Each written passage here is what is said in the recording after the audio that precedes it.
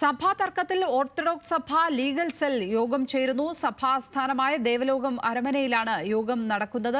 Supreme കോടതി ഉത്തരവിന്റെയും കാത്തോലിക്ക ബാവയുടെയും സമാധാന ആഹ്വാനത്തിന്റെ പശ്ചാത്തലത്തിലാണ് യോഗം.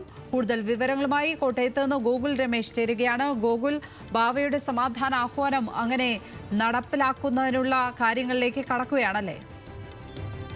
ലക്ഷ്മി, അതുമായി ബന്ധപ്പെട്ട കാര്യങ്ങൾ ചർച്ച ചെയ്യുന്നതിന് വേണ്ടിയിട്ടാണ് ഇന്നിപ്പോൾ നിർണായക യോഗം സഭാ ആസ്ഥാനത്ത് ചേരുന്നത്. അതുമാത്രമല്ല, തുടർന്ന് അങ്ങോട്ടുള്ള നിയമ നടപടി ഏതു വിധത്തിലായിരിക്കണം എന്നുള്ള കാര്യങ്ങളും ഇന്നത്തെ യോഗത്തിൽ ചർച്ചയാകുമെന്നാണ് സഭാ അധികൃതർ അറിയിച്ചിരിക്കുന്നത്. ലീഗൽ സെല്ലാണ് യോഗം ചേരുന്നത്. ഇപ്പോഴും യോഗം കോട്ടയത്തെ ദേവലോകം അരമനയിൽ പുരോഗമിച്ചുകൊണ്ടിരിക്കുകയാണ്. ഈ യോഗത്തിന് ശേഷം ഉച്ചയ്ക്ക് ശേഷം ഇതുമായി ബന്ധപ്പെട്ടിട്ടുള്ള പത്രസമ്മേളനം നടത്തും സഭാധികൃതർ എന്ന് അറിയിച്ചിട്ടുണ്ട്. അപ്പോൾ അതുമായി ബന്ധപ്പെട്ട കൂടുതൽ തീരുമാനങ്ങൾ, എന്തെല്ലാം തീരുമാനങ്ങളാണ് യോഗത്തിൽ കൈക്കൊണ്ടത് എന്നുള്ള വിവരം നമുക്ക് അറിയാനായിട്ട് സാധിക്കും. എന്തായാലും കഴിഞ്ഞ ദിവസം സഭാ അധ്യക്ഷനായിട്ടുള്ള കാതോലിക്ക ബാവ നടത്തിയിട്ടുള്ള പ്രസ്താവന ഏറെ ശ്രദ്ധേയമായിരുന്നു. കാരണം കാലങ്ങളായിട്ട് നിലനിൽക്കുന്ന ഈ സഭാ തർക്കത്തിന് പരിഹാരം കാണേണ്ടതുണ്ട്, സമാധാനപരമായിട്ട് രണ്ട് സഭകളും ഒന്നിച്ചു പോകേണ്ടതുണ്ട് എന്ന രീതിയിലുള്ളൊരു പരാമർശമായിരുന്നു അദ്ദേഹം നടത്തിയിരുന്നത്. ആ ഒരു പരാമർശത്തിന്റെ അടിസ്ഥാനത്തിൽ കൂടിയിട്ടാണ് ഇന്നിപ്പോൾ ഇത്തരത്തിൽ നിർണായകമായിട്ടുള്ള യോഗം ചേരുന്നത്. മാത്രമല്ല, സുപ്രീം കോടതിയുടെ ഭാഗത്തു നിന്നും കഴിഞ്ഞ ദിവസം ചില ഉത്തരവുകൾ വന്നിട്ടുണ്ടായിരുന്നു. അതായത് ഈ സഭ അല്ലെങ്കിൽ ഈ തർക്കം നിലനിൽക്കുന്ന പള്ളികൾ ഏറ്റെടുത്ത് ഓർത്തഡോക്സ് സഭയ്ക്ക് നൽകണമെന്നുള്ള സുപ്രീം കോടതി വിധി നേരത്തെ ഉണ്ടായിട്ടുണ്ടായിരുന്നു.